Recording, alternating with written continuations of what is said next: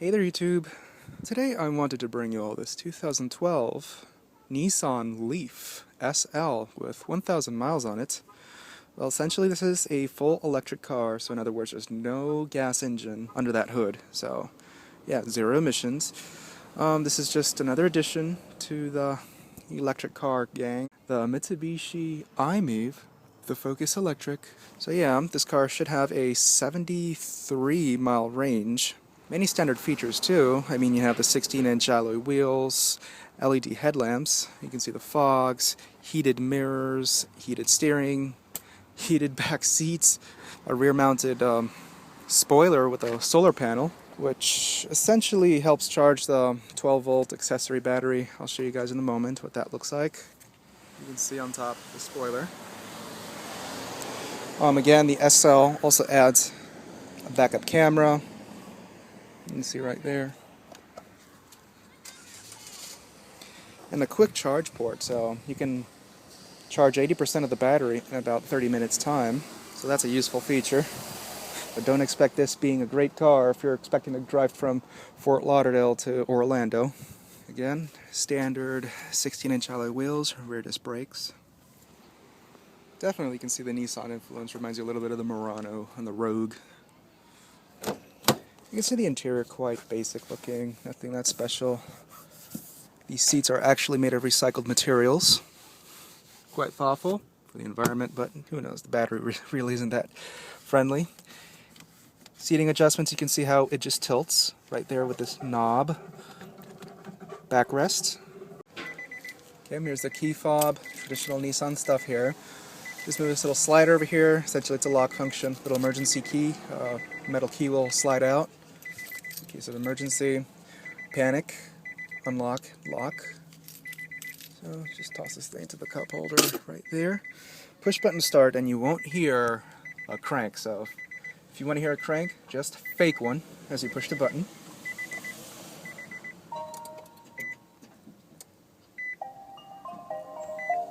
And that's it, car's on. This is an interesting little car, probably one of my favorites so far. I mean, we're going to have the Focus Electric coming out pretty soon. That will be my next favorite, as it looks more like a traditional car that's fun to drive. This was Nissan's first electric car to be mass-produced. And it's quite a nice attempt. I mean, it's decently packaged, many standard features. And it's been praised to have some decent handling and to be rather peppy. I mean, to drive it around, it doesn't feel slow whatsoever. As always, we'll start off with comfort, and these seats aren't too bad. I mean, Nissan usually does pretty good with their seats. Again, this upholstery, it's made of recycled materials, and it feels pretty good. I mean, you just wouldn't notice a difference. Nicely bolstered on the sides. Lower section, again, is a bit flat and somewhat firm. Thigh support is lacking somewhat, even though you have the seat tilted all the way back. And I do have the seat adjusted all the way back, so I am at 6'1", and I do feel a bit large for this car, but still adequate. Legroom isn't a problem, it's pretty good. You can see footwell very wide, no transmission humps or anything like that. Footrest is a little bit pokey over here. You can make out a little bit, but it's not too bad. Lots of shoulder room. You can see room to spare. Armrest as well suffices nicely, though your elbow will bang onto the B-pillar, so it could be annoying for some. Interior quality really isn't something to rave about in this car, and there are some fit-finish issues present too. On the dashboard, as always, it's all plasticky, feels somewhat grainy, but not too bad though, but very hollow. These trim pieces, I know I saw this car last week, and this trim piece was just lifted off like so. But yeah, you can see how this is going. Everything are all plasticky. Glove box, very large. I mean, you could fit even a netbook in there if you wish. And it was damped, by the way. Shuts evenly. All uneven over here as well. I don't know if you guys can make out. Here's the infotainment. Hazards. Not a fan of this piano black finish. You can see water stains and all the dust on there. Fingerprint magnet as well. Yeah, this should have Navi, but I never could get this working. SD card slots in there. Little tabs are missing, but I'm pretty sure the previous owner removed them because I remember in the Leaf that I once toured in my old channel, the little piece broke right off and jammed right in there. Insert your CDs in there. There's the eject button, and tilt this back up again. Crap, just close. There you go. Again, this should have Bluetooth, XM, satellite radio, CD, auxiliary, iPod connectivity. I'll show you where that is in a moment. I don't know if I can get the radio working. Probably won't work either. Yeah. Control the brightness, climate control, very simple. Fan speed. I mean, this AC is just ice cold. Automatic climate control, so that's also a nice feature. Little power outlet down below. Heated seats, standard feature. That's very good. Aux Jack. You would have imagined there was something much larger in here, but yeah, this entire thing is just for the Aux Jack. It's quite interesting. Right there for the USB connectivity, dual cup holders. Here's the shifter, by the way. Again, there is no transmission in this car, it's just direct drive, so you're not going to feel anything. Car is in reverse. You have the backup camera working. Yeah, as soon as you let go of the brakes, the car just starts moving. See? And now I'm in drive. The brakes feel pretty good too. I mean, it feels springy, but it's not touchy like in the Volt where you put the Volt into drive and let it roll, and as soon as you hit the brakes, you feel the car just violently jolt. The Leaf doesn't do that. Now, this car does have a backup beep, like an alert. See? I don't know if you guys can hear that little beep sound. So yeah, I mean, people will know when you're backing up, because remember, this car is completely silent. Put this car back into park. Again, I'm not a fan of this piano black finish. You can just see all the water stains. This is why I hate it. Little scratches here and there. It's just nasty. E-brake should be on. I think I heard them latch on. Armrest, very plush. It's very nice here. Center console is somewhat sure-footed. It's not too bad, though. You can see you do have some decent storage space. Doesn't slide forward, but again, this is very cozy. Steering wheel is nicely thick all the way around, leather wrapped. It's also heated. Hands-free controls. I think this is where you would just start talking. Push that over there. Cruise control. Turn signal lever, fogs, headlamps. These are LEDs. You can see. I'll leave this on once I go back outside. LEDs. Intermittent speed wipers. Steering wheel. Only tilt. This is not telescope. And this is where you actually adjust the menu. Right there, distance to empty, trip computer, average, MPGs, brightness to the LCD. Let me leave it all the way bright so you guys can see better.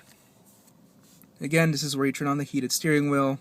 This is the quick charge, I believe. Stability control.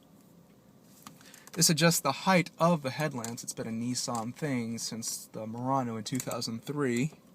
It's very helpful. Detach the hood right there. And this actually lifts up the cover in front of the hood where the charging ports are. I'll leave that open too. Map lights and interior lighting right there. Incandescent bulbs, not LEDs. It's also a strange decision. Holder for the sunglasses. Rearview mirror with its universal garage door opener. I believe it dims as well. Sun visor, somewhat thick. Only a mirror, no vanity lights. And here's the driver's side, only a mirror. Top of the door panel is hard plastic, though the side here coated with this vinyl, so it's not too bad. This is cloth right there. You can see the exposed stitching, very soft. Driver window, auto up and down, only the driver window. Door locks, window lock, power mirrors. Rest of the door pocket has a slight sharp edge, but it's not too bad. You can hold some things, even a water bottle in there. I believe the mirrors are also heated. I think that's also another standard feature. But again, I'm not a fan of this piano black finish. You can see what I mean.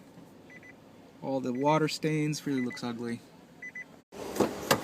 Back seat. Materials do not carry over. This is all plastic versus up front. It was nicely padded with that vinyl. Though the armrest is the same, nicely padded right there. Holder for the water bottle. And you can see legroom isn't too bad over here. You don't have an armrest. I would have wished for more thigh support. You can see my legs are up in the air over here. But yeah, here is the heated seat controls right there in the backrest of the passenger side. So yeah, I mean, you do have your oh shit handles. They are damped, spring is concealed. That headrest is on backwards, I think. Yeah, it's pointing back. Cargo cover. This thing looks like a gun. Blow that thing up. Little status right there to tell you when the battery's charged. This plug's up front. Cargo lights. Yeah, this is a little problem right there. This could be because of the battery. That's just my guess. Seats do fold down, by the way. Just pull on these pins and they fold down. But you won't have a flat floor because you have this to deal with. I think it would have made sense if they somehow added like a tray or something to put up here. It's possible that they do offer it. But like a tray to put up here, that way you'd have a flat floor of some form. That's my opinion. I think they do that for the Focus Electric. Let me back out. There you can see the LED headlamps. They are just gorgeous. I love LEDs. They're nice and bright. See the fogs. Here's where you charge everything. This little cover. Flip that.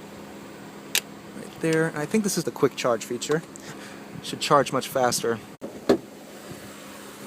This thing looks like a 4-cylinder engine. 107 horsepower, 207 foot-pounds of torque, and that's instant, so it's not going to be slow.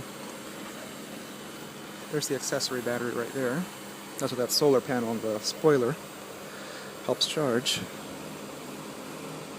Well, we're going to save a minute because I don't have to rev anything. Yeah, I mean, you can just floor the throttle. You're not going to hear diddly squat. I once saw this car at the 2011 auto show, the New York Auto Show. They were doing test drives in the lower level, and it was quite funny. They were letting people just drive laps, and I remember hearing the tires screeching, and it was from a Nissan Leaf, so these are peppy cars. They're not going to be slow. The little motor, electric motor, will motivate this car adequately. And when it comes to electric cars, I think this is the most decent approach right now that first came out. Now we have the Mitsubishi coming out. I have no idea about that car. I haven't read any specs about it. Should have to look into that one. We have the Focus Electric coming out. It will be a little bit more expensive, I think around 39, 40 grand. But remember, this car starts around 35,000. That's the starting price. This is the SL trim, so it will be a little bit more. There is a $7,500 deduction that the government issued, so that will be something to look forward to. But still, you're going to be looking at a $30,000 car that won't really go that far. I mean, imagine making a road trip with this car from Miami to Orlando. Hope there's no traffic along the way. So, yeah, leave Miami. Think about pit stopping in West Palm Beach for about 30 minutes to recharge. Then stopping at Fort Pierce again to recharge, stopping at Yeehaw Junction to recharge. Yeah, you're gonna lose about 2 to 3 hours on your drive just because you choose to drive a car without a gas backup. So again, we can see the downfalls to owning an electric car. They're just still not up to par yet. Right now, we still have to continue being dependent on cars with an internal combustion engine that serves as a backup, or a efficient 4-cylinder car. Anyways, YouTube, thanks for watching, and that concludes the tour to this Leaf.